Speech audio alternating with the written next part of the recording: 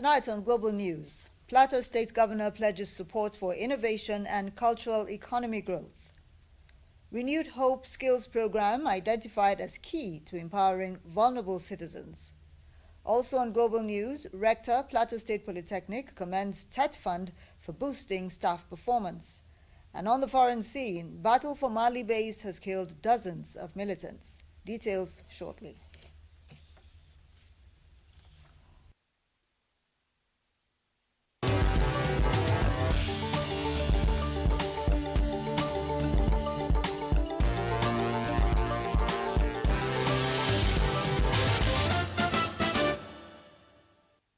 Hello and good evening. Thank you for joining us on Global News. My name is Hudung Gyang. Governor Caleb Mutfwang has described Plateau State as the bedrock and home of Nigeria's orange economy, saying the state is strategically positioned to lead in film, music, innovation, tourism, and creative entrepreneurship. Governor Caleb Mutfwang stated this during a courtesy visit by participants of the National Institute for Policy and Strategic Studies NIPS Executive Course 48 2026 at Government House, Rayfield, Jos. Our correspondent has details of the report. Governor Caleb Mutfwang, represented by the Secretary to the Government of the State Samuel Jatto, said Plateau State has always supported NIPS study tours and senior executive courses across successive administrations. Speaking on NIPS theme, the Orange Economy, Entrepreneurship for Sustainable Development in Nigeria, Governor Mutfwang said it was timely and fitting that the study is being done in Plateau because of the state's contributions to the creative industry. When Nollywood started, for those of us that had a little bit of interest in Nollywood, you know that most of the big actors, they came from Jos. When you talk about music, it's the same thing. P-Square, MI, Two-Face, these are all Jos people. If you go to sports, it's the same thing. The governor said the state is partnering with UNDP on a tourism master plan and is reviving key assets through PPP arrangements. He listed the Jos Wildlife Park, Plateau and Hill Station hotels, which will resume operations in October, and the ongoing renovation of the Rampang Township Stadium as part of efforts to boost tourism and employment. In science, technology and innovation, he said the government is working with the Federal Ministry of Communications to establish a business process outsourcing center in Jos to enable young people work remotely for global clients. The head of the National Institute for Policy and Strategic Studies Kuru delegation, DIG Adeleye Oyebade, retired, who represented the Director General, Professor Ayo Omotayo, appreciated the warm reception accorded the team by the government and people of Plateau State since their arrival from NIPS Kuru. He said the visit was in continuation of a presidential mandate to interrogate the 2025 theme of the Orange Economy. The best of the best from Nigeria are here to do this assignment, to be able to bring solution to a problem that will, in the long run, help the Nigerian society. The delegation leader noted that under the Orange Economy, the team is focusing on film industry, music industry, creative arts, and tourism. He assured that the findings from the engagement will form part of the policy recommendations to the presidency aimed at restructuring the creative sector for youth employment and access to affordable loans. From Government House, Little Rayfield, Jos, Joseph Langwa. Plateau State Governor Caleb Mutfwang warmly felicitates with the Speaker of the Plateau State House of Assembly, Nanlong Daniel, on the occasion of his birthday. In a congratulatory message, Governor Mutfwang described Daniel as a distinguished public servant and an astute legislator who has continued to provide purposeful leadership to the Plateau State House of Assembly with integrity, competence, and a strong commitment to the development of the state. The governor commended the Speaker for his dedication to legislative responsibilities and his invaluable contributions to strengthening the harmonious relationship between the legislature and the executive. He noted that such collaboration remains essential to the effective formulation and implementation of policies and programs aimed at improving the lives and well-being of the people of Plateau State. Governor Mutfwang further described Daniel as a committed and responsible public servant whose wealth of experience, courage, and unwavering sense of duty have continued to contribute meaningfully to the advancement of democracy and good governance in Plateau State. Governor Mutfwang prayed that God Almighty will continue to grant the Speaker sound health, wisdom, strength, and divine guidance as he remains steadfast in his service to Plateau State and humanity. Plateau State government has described the Renewed Hope Vocational and Skills Training Program as a strategic pathway for restoring dignity and expanding economic participation among the poor and vulnerable. Secretary to the Government of Plateau State, Samuel Jatto, stated this at the closing ceremony held at the Government Technical College, Bukuru. Our correspondent has details of the report. The Secretary to the Government of the State, Samuel Jatto, who was guest speaker, said the event was a celebration of capacity, new opportunities, and renewed hope for the people. Represented by the Permanent Secretary, Policy and General Services, Timothy Gayi, Jatto noted that Nigeria is at a crucial point where multidimensional poverty affects income, education, health, and livelihood, and therefore demands deliberate investment and sustained implementation.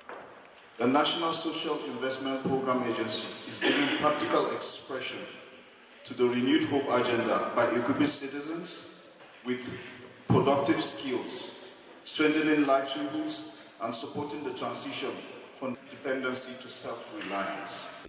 He added that in Plateau State, Governor Caleb Mutfwang is advancing an inclusive, people-centered social protection agenda through the Time is Now vision, with interventions targeted at women, widows, persons with disabilities, youths, and other vulnerable groups. Plateau State Coordinator of the National Social Investment Program, NERIFORM, said the 2-week intensive training was made possible by the Federal Ministry of Humanitarian Affairs and Poverty Reduction, designed by National Social Investment Agency and implemented by NPower. She said the threats cut across all demand-driven sectors. She urged the graduates to start business and be excellent at their trade. For 2 weeks, you have learned, you have gotten better. I therefore urge you to seize upon the occasion and put to practice what you have learned and acquired. Speaking on behalf of the participants, one of the beneficiaries, Pam Jerry, expressed gratitude to the federal government, Plateau State government, and National Social Investment Agency. Ma, we appreciate your dedication, coordination, and support. You ensure that this program runs smoothly in our state and that every participant had the opportunity to learn and grow. Dignitaries, top government officials, and Plateau State Coordinator, NPower, who spoke at the event, also urged beneficiaries to put into practice what they have learned and acquire. High point of the event was the presentation of starter packs to the beneficiaries. The Renew Hope Vocational and Skills Training Program is a federal government initiative aimed at equipping youths and vulnerable persons with practical demand-driven skills for self-employment and wealth creation. In Jos, Joseph Langwab. Rector of the Plateau State Polytechnic, Barkin Ladi, Dr. Clement Chirman, has commended TED Fund for creating an enabling environment that has helped academic staff improve their performance and service delivery.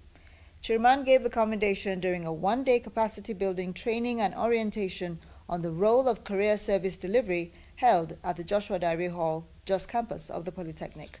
Correspondent Simon Swatke has the details as presented in our studio. The one-day capacity building training and orientation was organized by Maulaya Consult in collaboration with the Center for Career Services, Plateau State Polytechnic, Barkin Ladi. Participants at the training include heads of departments, deans and directors of the Polytechnic. Declaring the session open, Dr. Clement Chirman said TEDFund has made significant impact on the Polytechnic in both academic and infrastructural development. He charged the heads of departments, deans and directors to fully embrace the training in order to align with global best practices in education. This workshop has been defined, talking much on navigating the future, jobs and the responsibilities we are supposed to play as workers in the Polytechnic, but most importantly to seek to create a nexus between staff, the industry. The rector further reiterated that the current management under his leadership remains fully committed to supporting any program and policy that would add value to the institution. It is a concept that seeks to create a relationship between government, the institution in itself, and the industry. And these three cannot be separated. The Director, Center for Career Services, Plateau State Polytechnic, Theophilus Gukas, commended the Rector for approving the training, describing it as timely and historic for the Polytechnic. Your presence shows your commitment to the future of our dear students. The world of work has changed. Automation, artificial intelligence, digital platforms, entrepreneurship are reshaping jobs faster than ever. The lead facilitator from Maulaya Consols and Deputy Rector, Gombe State Polytechnic, Malam Murtala Mohammed, gave an overview of the training. A lot of our students don't know that there are things we do within the institution which are necessary for them to capitalize on so that they can be able to be skillful. The training is under the theme, Navigating the Future of Work, the role of academic leadership in shaping job-ready graduates. On Global News, Jos North Local Government Council presents bus to aid traditional rulers. Stay tuned. Knocks you down, you can be sure parasites are having a party in your system. Welcome to our new kingdom, guys! Comel, an effective weapon against malaria.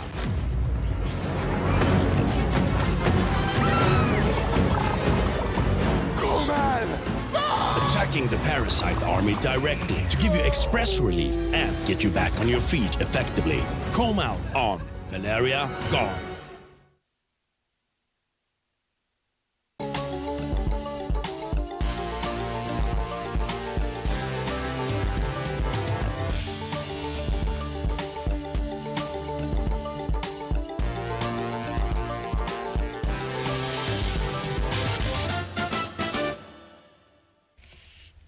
Good to have you back.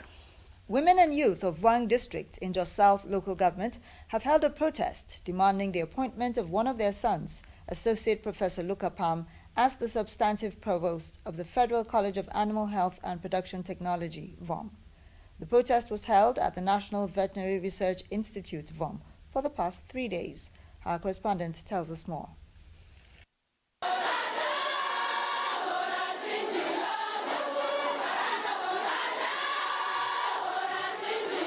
The women who were dressed in black and also the youths came out in their numbers to advocate for justice in the appointment of the provost. Convener of the protest, who is also the president of Birom Intelligentsia, Weng Emmanuel, said the protest is born out of a genuine concern for due process to be followed.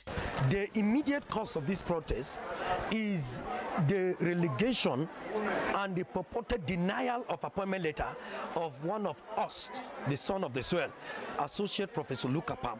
He actually went through those processes, examinations were written, and then out of the names, over 15 to 20 names that applied, 7 names were shortlisted.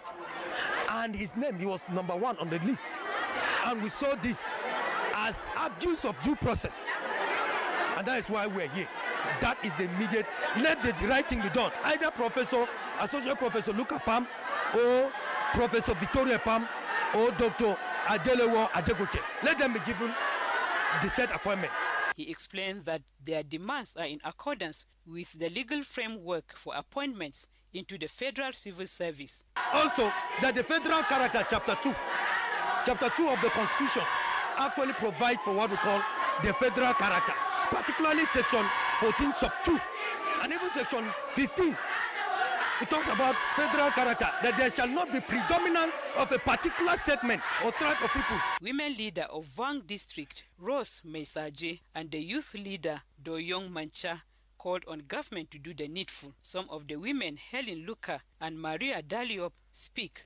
The person that he qualified in the exam, now him with the one. Our hearts are beating because we no longer have peace in our community. So we need someone who provide peace in our community. Addressing the protesters, Director and Chief Executive, National Veterinary Research Institute VOM, Dr. Dashe Yakubu, commended the protesters for the peaceful conduct of the exercise and assured them their requests would be looked into. They are so peaceful. So I've assured them that the Minister of Livestock Development talked to me that whatever is their point, I will relate it back to you, that their problems will be addressed. I am Bolchitpa.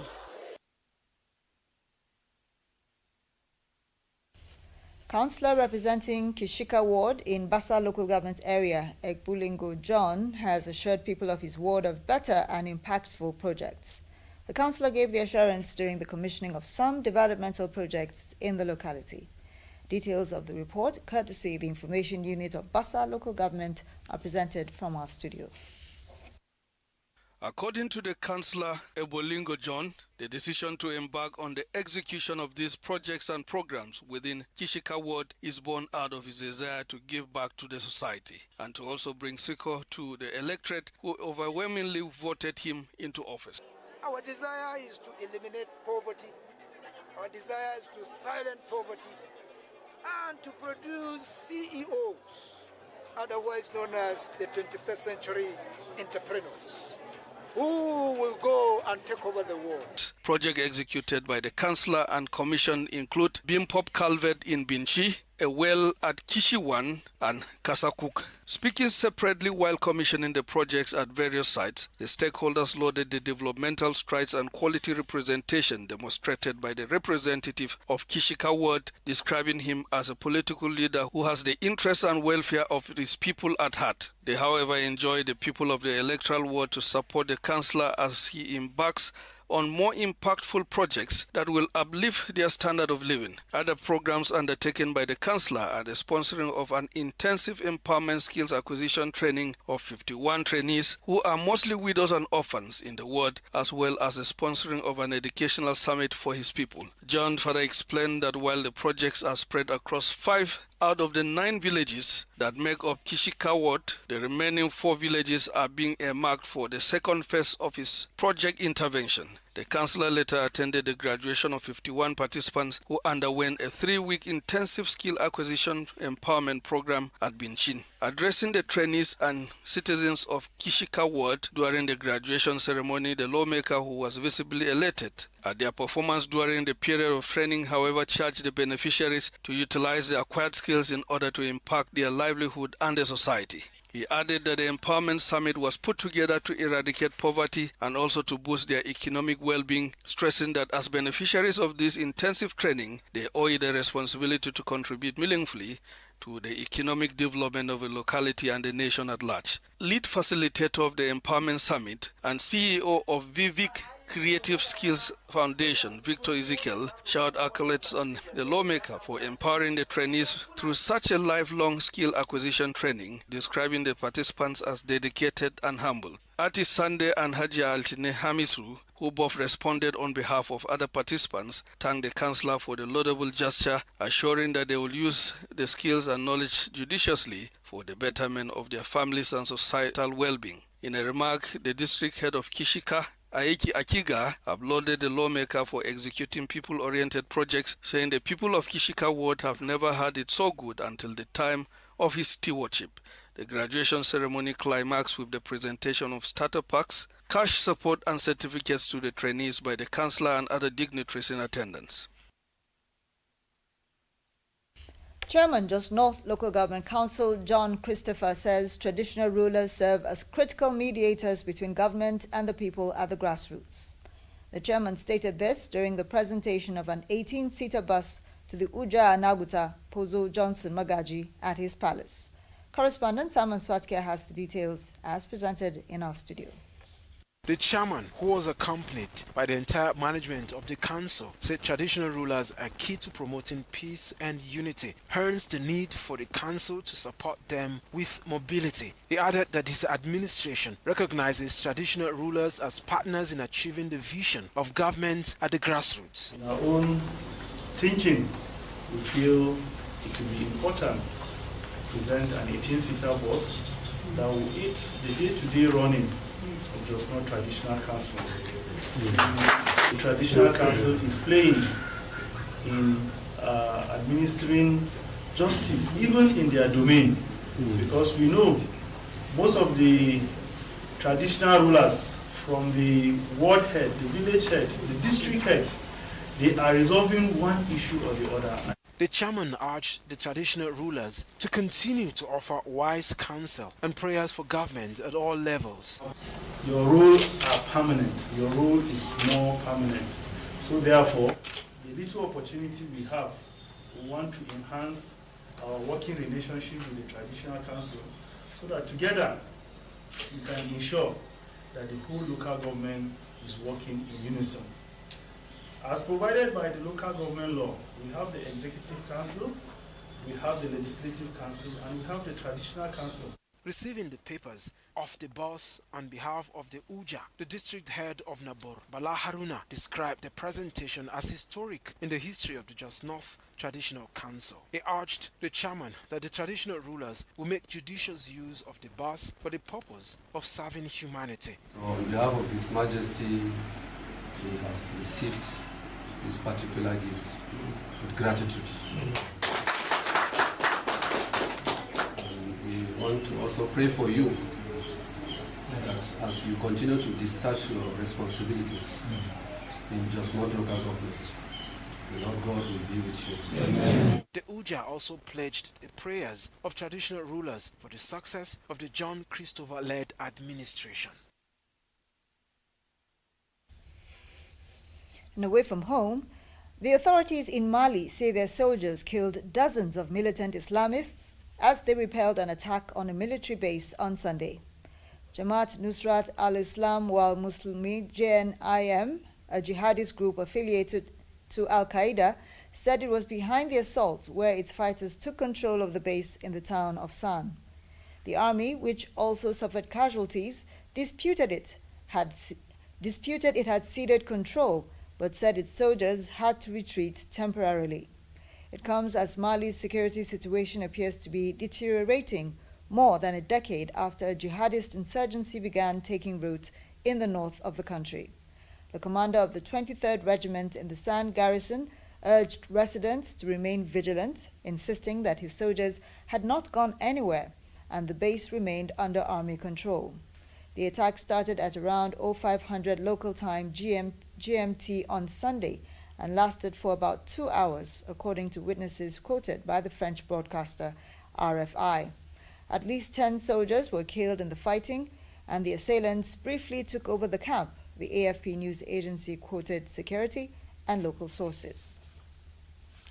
And on to sports. The duo of Nigeria's senior women's national football team, the Nigeria Super Falcons, and the national under-20 team, the Flying Eagles, face painful exits in the Women's Africa Cup of Nations and West Africa Football Union Zone B. Our correspondent, who has been monitoring latest developments in the competitions, reports that the losses come with costly implications. The report.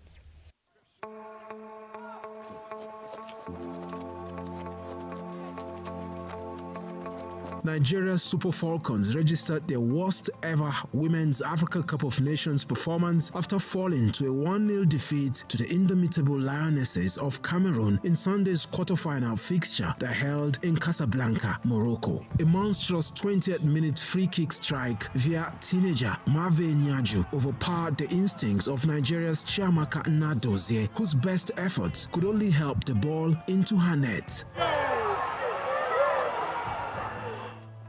The Super Falcons will lead a barrage of attempts, but the valiant efforts of Cameroon goalkeeper Michelle Behina, who mustered 9 outstanding saves, stood between the sticks and history, with Cameroon's only victory over the Falcons dating back to 2012, a feat that has earned Cameroon an automatic slot in the 2027 FIFA Women's World Cup in Brazil, with the Super Falcons now banished to focus on the long route of championship playoffs, where their fate for advancement to depend on the outcome of Thursday's playoff against South Africa. In a similar development, despite a promising run of results that shot them to the grand finale, Nigeria's Flying Eagles, the under-20 team, fell to a scorching 4-1 defeat to Burkina Faso in the West African Football Union Zone B finals that held on Sunday at the State Shores Konan Bani in Yamoussoukro, Cote d'Ivoire. The result means eventual winners Burkina Faso secure the West African Football Union Champion Zombie title and earn a place at the 2027 Under-20 Africa Cup of Nations to improve chances of qualifying for the 2027 FIFA Under-20 World Cup while Nigeria's Flying Eagles return home.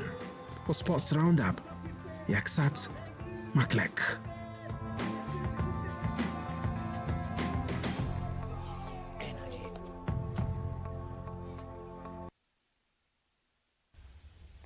And that story wraps up the news, save for the recap. In the news, we told you that Governor Caleb Mutfwang has described Plateau State as the bedrock and home of Nigeria's orange economy, saying the state is strategically positioned to lead in film, music, innovation, tourism, and creative entrepreneurship. Governor Caleb Mutfwang stated this during a courtesy visit by participants of the National Institute for Policy and Strategic Studies, NIPS, Executive Course 48, 2026, at Government House, Rayfield, Jos. Plateau State Government has described the Renewed Hope Vocational and Skills Training Program as a strategic pathway for restoring dignity and expanding economic participation among the poor and vulnerable. Secretary to the Government of Plateau State, Architect Samuel Jatto, stated this at the closing ceremony of the program held at Government Technical College, Bukuru. Rector of the Plateau State Polytechnic, Barkin Ladi, Dr. Clement Chirman, has commended TED Fund for creating an enabling environment that has helped academic staff improve their performance and service delivery. Chairman gave the commendation during a one-day capacity building training and orientation on the role of career service delivery held at the Joshua Diary Hall, Jos campus of the Polytechnic. And the authorities in Mali say their soldiers killed dozens of militant Islamists as they repelled an attack on a military base on Sunday. Jamaat Nusrat al-Islam wal Muslimin, JNIM, a jihadist group affiliated to Al-Qaeda, said it was behind the assault where its fighters took control of the base in the town of San. And Global News comes to an end. Thank you for watching. Bye-bye.